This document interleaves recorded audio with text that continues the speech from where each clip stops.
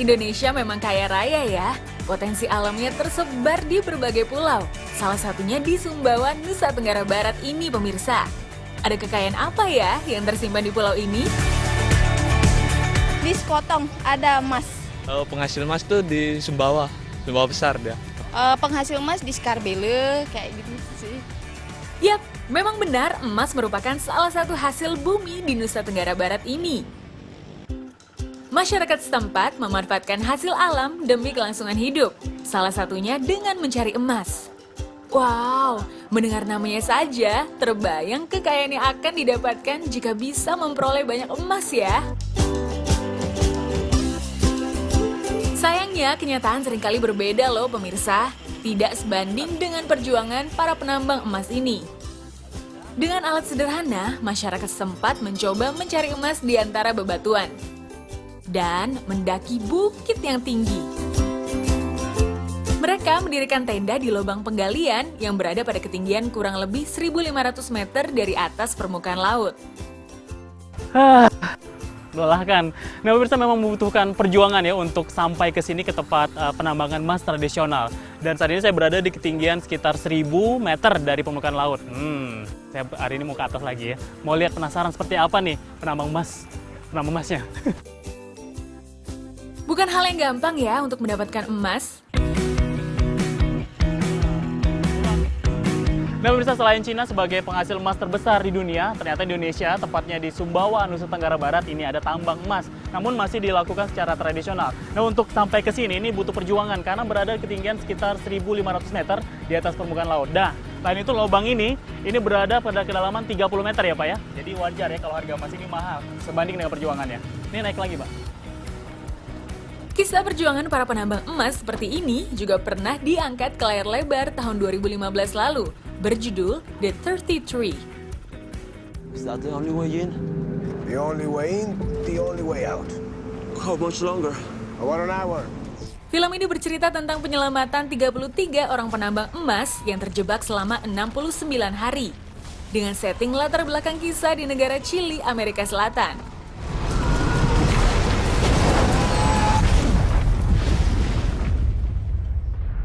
Know how this goes. The government tells us how much they care and they do nothing. Berbagai bantuan pun datang dari tim internasional.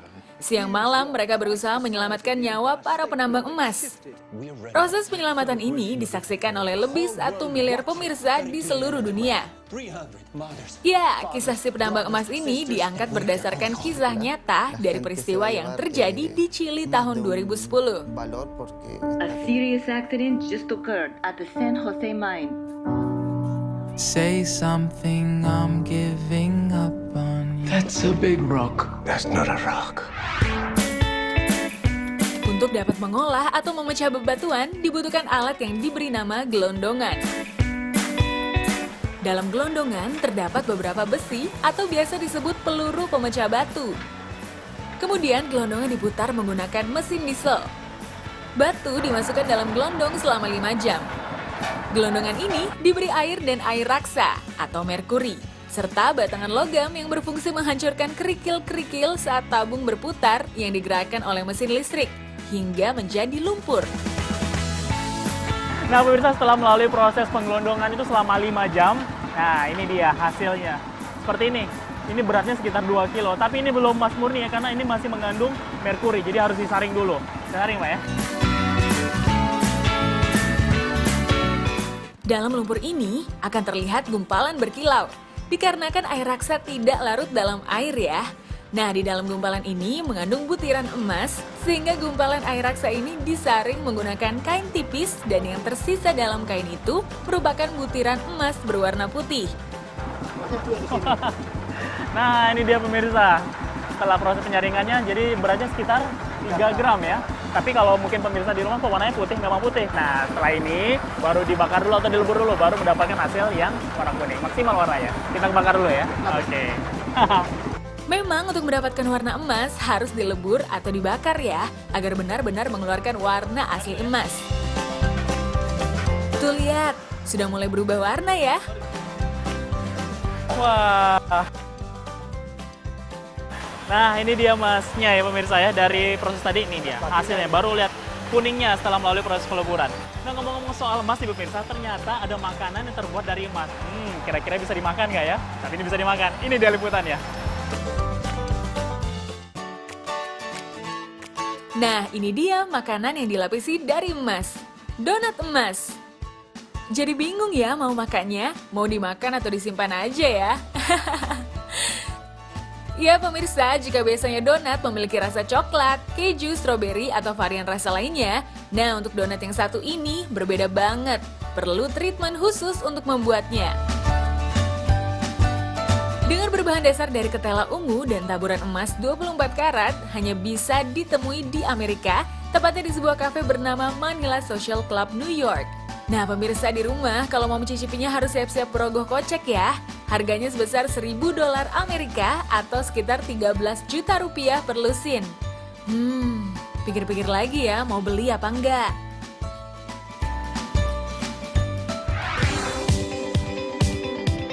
Kembali lagi di Nusa Tenggara Barat ya.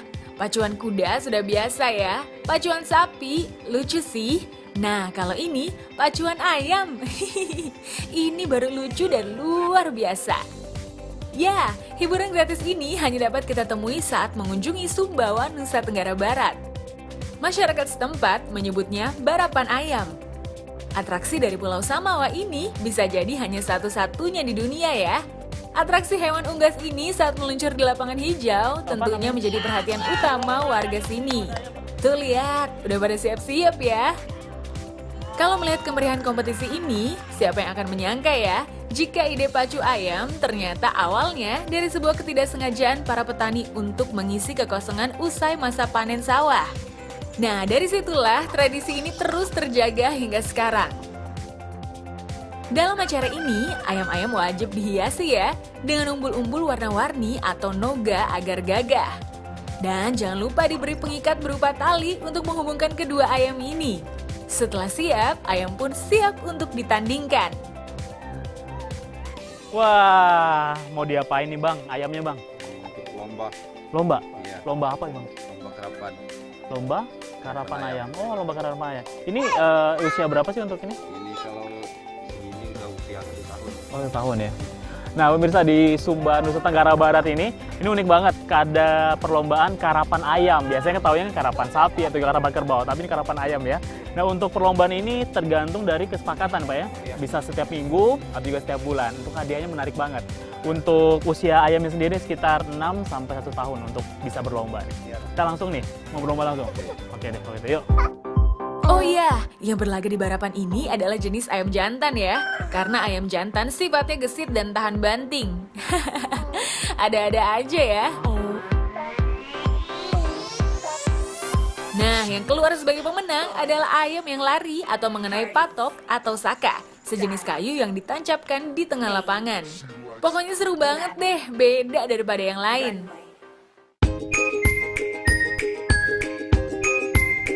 Jika di Sumbawa ada perlombaan ayam atau barapan ayam, nah berbeda lagi Sumatera Barat. Justru itik yang diikuti perlombaan. Namun tidak berlari di lapangan hijau ya, melainkan melayang di udara. Wow! Melihat kekuatan yang dipamerkan oleh barisan itik, sepintas sulit menyangka jika atlet berparuh ini adalah kawanan itik betina. Ya, itik betina memang lebih dipilih karena sifatnya yang mandiri, sedangkan itik pejantan memiliki watak pengikut. Sehingga jika menemukan itik betina jatuh, maka refleks sang pejantan akan ikut menjatuhkan diri. Ada-ada aja ya perilaku itik. Siap-siap ya Tik, saat yang dinantikan pun dimulai. Ayo itik, terbang yang jauh! Dulu pacu itik bisa diadakan kapanpun dan dimanapun, karena atraksi ini tak lebih dari tradisi semata. Namun sekarang, pacu itik malah jadi kompetisi bergengsi loh. Terbukti mendapat perhatian khusus dari pemerintah daerah setempat, yaitu dari Dinas Pariwisata Kota Payakumbuh dan Kabupaten 50 Kota. Serta menggait Porti atau Persatuan Olahraga Terbang Itik.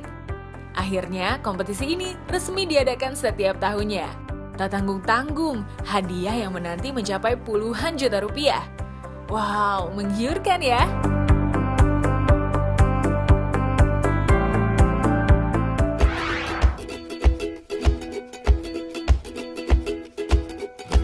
Wah, pemirsa di rumah tentunya kangen ya dengan permainan yang satu ini, layang-layang.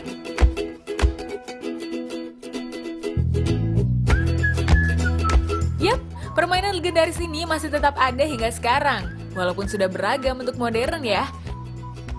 Namun tidak di Nusa Tenggara Barat, justru alat tradisional masih dapat ditemui di sini. Tuh lihat, berbeda kan bentuknya? Biasanya layang-layang terbuat dari kertas dengan motif yang beragam. Tapi ini terbuat dari daun kering. Kok bisa? Ya bisa lah ya. Yuk kita intip pembuatannya.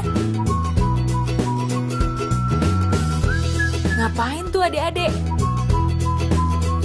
Oh, ambil daun kering.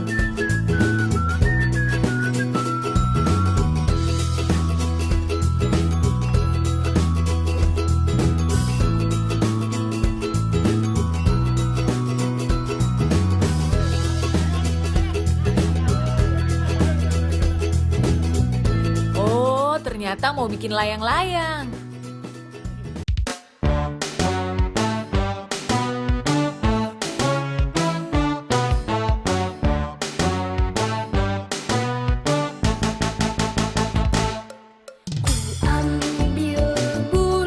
Ya, lagu jadul era tahun 1960-an ini merinci sebagian besar proses pembuatan sebuah layang-layang tradisional yang terbuat dari bilah-bilah bambu, lalu disatukan dengan benang.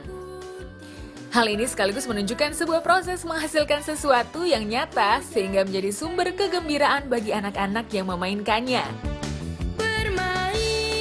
Layang-layang masih tetap diminati dari dulu hingga sekarang, baik di Indonesia maupun di mancanegara. Seiring zaman, layang-layang pun mengalami perkembangan dari bentuk hingga teknik memainkannya. Namun, ada yang berbeda dengan layang dari Nusa Tenggara Barat ini, pemirsa.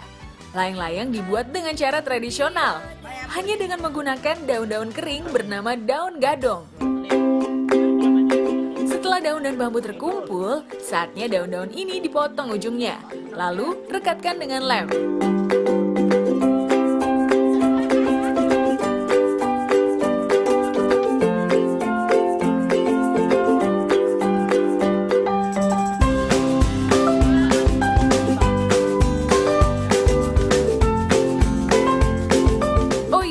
Saat merekat, daunnya sudah terpasang di bambu yang telah berpola ya, agar mudah membentuknya. Tuh, adik-adiknya seneng banget. Wah, sudah jadi nih pemirsa layang-layangnya.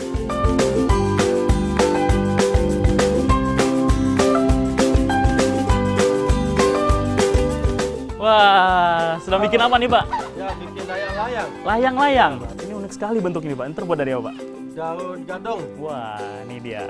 Daun gadong Pak ya? Ya, daun gadong. Nah ini dia pemirsa, layang-layang tradisional khas Lombok. Ini terbuat dari daun gadong. Nah ini disusun dengan rapi seperti ini, dengan lem ya pemirsa.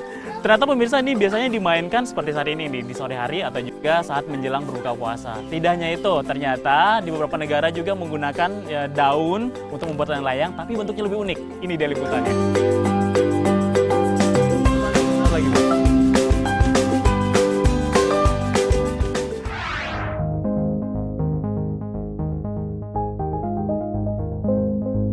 Yap, pecinta layang-layang ini datang dari seluruh penjuru dunia untuk unjuk kebolehan dalam ajang Festival Layang-Layang Internasional.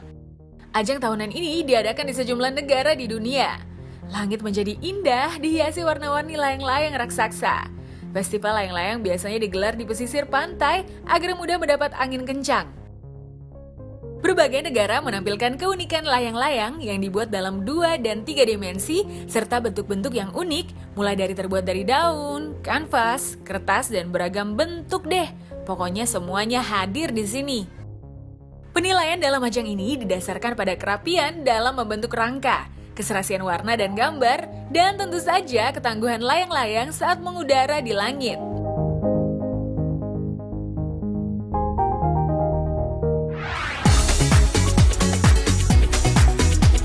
Setelah ini, ada liputan tentang pohon pisang yang bisa dimakan. Kok bisa? Pemirsa di rumah penasaran? Setelah ini ya, jangan kemana-mana dulu ya. Tetap saksikan dulu sekarang sampai tuntas.